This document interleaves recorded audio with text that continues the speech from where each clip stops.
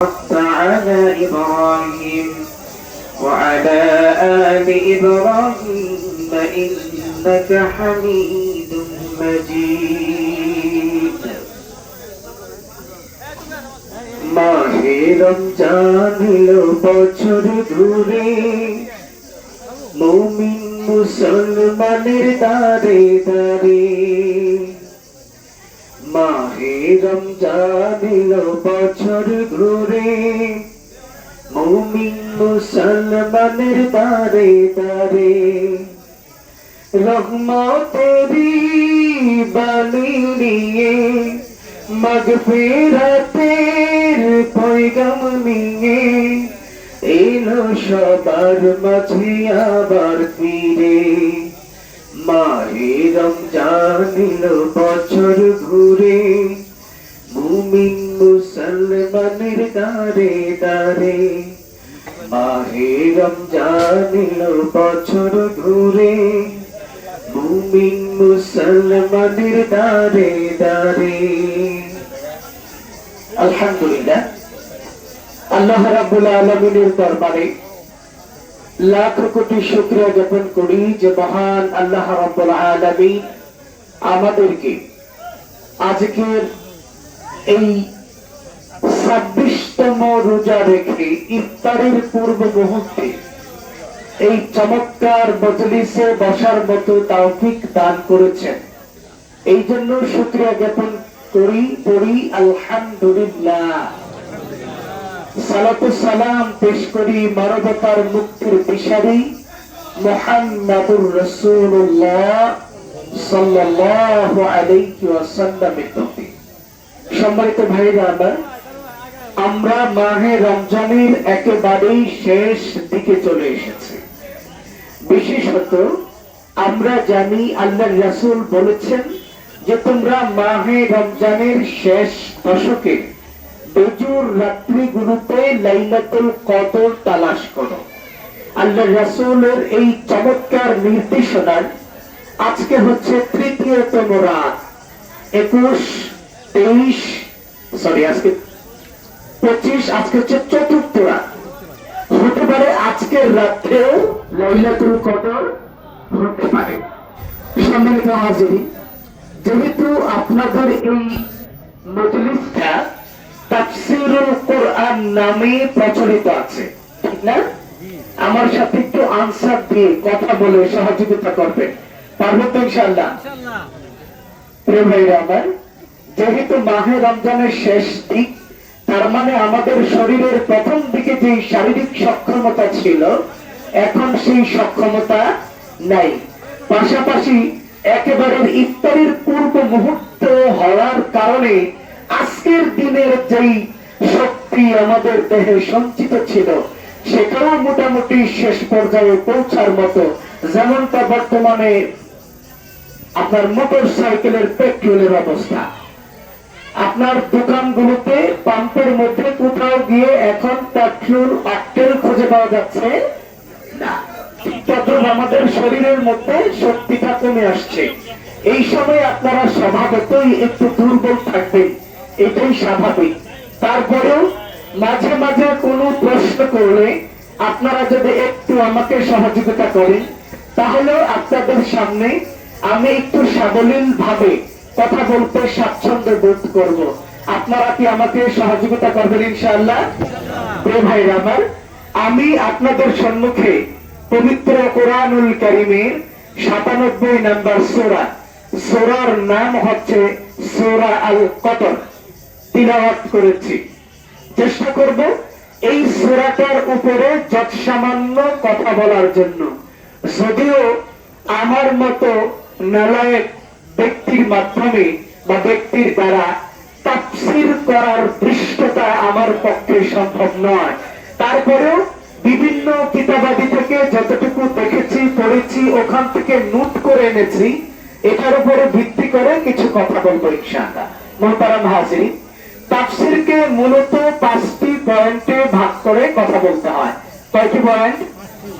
1 নম্বর হচ্ছে সহিহ তিলাওয়াত, যেটা ইতিমধ্যে আমরা করে ফেলেছি। 2 নম্বর এই তিলাওয়াতকৃত সূরা এর সাবলীল অনুবাদ, সম্ভব হলে শাব্দিক অনুবাদ।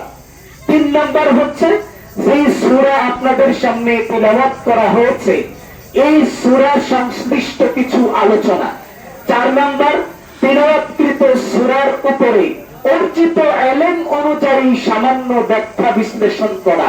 5 নাম্বার এতক্ষণ যে আলোচনা হলো এটার উপরে ভিত্তি করে আমরা উপস্থিত যারা রয়েছি তাদের জন্য করণীয় কি, এই করণীয় নিয়ে যাওয়া, এই 5টি পয়েন্টের উপরে মূলত আলোচনা হবে। আমরা কি শেষ পর্যন্ত থাকবো না ইনশাআল্লাহ? প্রিয় ভাইরা আমার, আমি আমার প্রথম পয়েন্ট শেষ করেছি। তার মানে হচ্ছে এই সূরার বিশুদ্ধ তিলাওয়াত করার চেষ্টা করেছি আমি আমার সাধ্যমতো। এবার আপনাদের সামনে আমার তিলাওয়াতকৃত আয়াতগুলোর অনুবাদ পেশ করবো ইনশাআল্লাহ। আপনারা কি মনোযোগী আছেন? আমি অনুবাদ পেশ করছি। আল্লাহ রাব্বুল আলামিন এই সূরা বলেছেন, ইন্না আনসালনাহু ফি লাইলাতিল কদর, নিশ্চয়ই আমি উহাকে কদরের রাত্রে নাজিল করেছি। এখানে উহাকে বলতে পবিত্র কোরআনুল কারীমকে বোঝানো হয়েছে। তাহলে আমরা উহাকে মানে পবিত্র কোরআনুল কারীমকে কদরের রাত্রে নাজিল করেছি। এখন আল্লাহ বলতেছেন, ওয়ামা আদরাকা মা লাইলাতুল কদর, হে রাসূল আপনি কি জানেন কদরের রাত্রটা কোন রাত্র, অথবা কদরের রাত্রটা কি?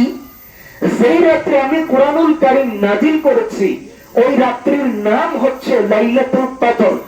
এখন আপনার কাছে প্রশ্ন, হে রাসূল আপনি কি জানেন কদরের রাত্রটা কি? এবার আল্লাহ নিজেই তার উত্তর দিচ্ছেন, লাইলাতুল কদরি খায়রুম মিন আলফি শাহর, লাইলাতুল কদর তথা কদরের রাত্রি হচ্ছে 1000 মাস অপেক্ষা উত্তম। সুবহানাল্লাহ।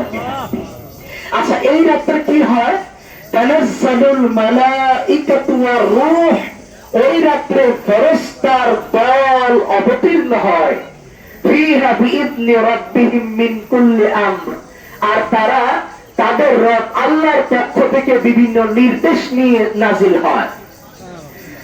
সালামুন হিয়া হাত্তা মাতলাইল ফজর, এই যে ফেরেশতারা রাত্রব্যাপী আল্লাহর বিভিন্ন নির্দেশ নিয়ে নাজিল হয়েছে, তারা পুরা পৃথিবী জুড়ে ঘোরাফেরা করতে থাকে।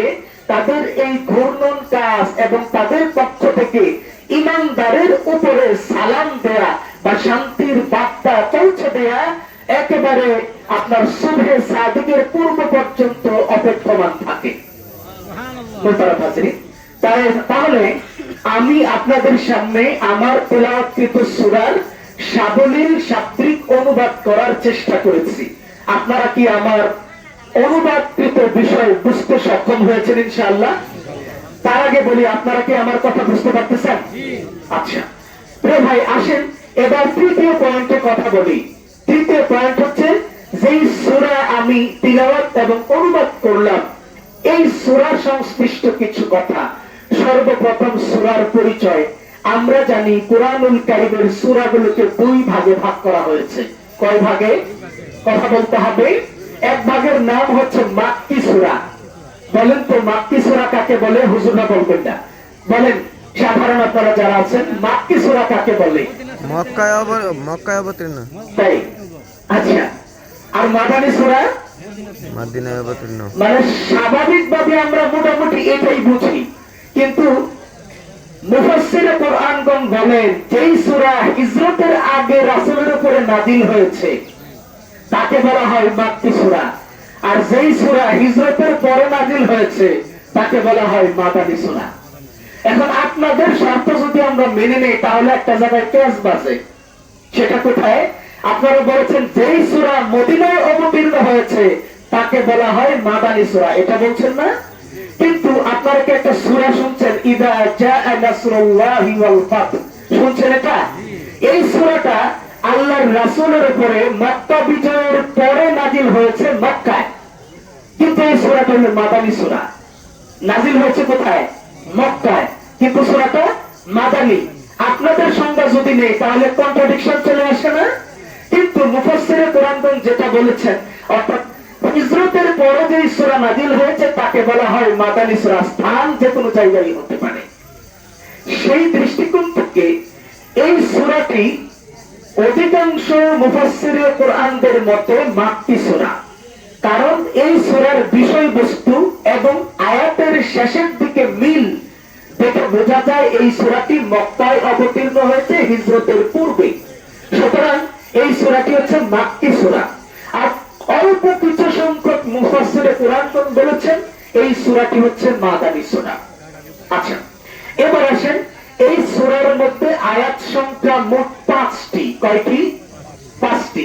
রুকুর সংখ্যা হলো 1টি, আর শব্দের সংখ্যা হচ্ছে 30টি, মতান্তরে 31টি। প্রিয় ভাইরা আমার, একটা সূরা বা কিছু আয়াত আল্লাহর রাসূলের উপরে যে নাযিল হয়েছে তার কিছু প্রেক্ষাপট আছে। আসেন আমরা এই ব্যাপারে একটু কথা বলি। আমরা জানি এই সূরার প্রথম আয়াতে আল্লাহ বলেছেন, এই কুরআনকে আমি নাযিল করেছি লাইলাতুল কদরের রাতে। আল্লাহ বলছেন না এটা?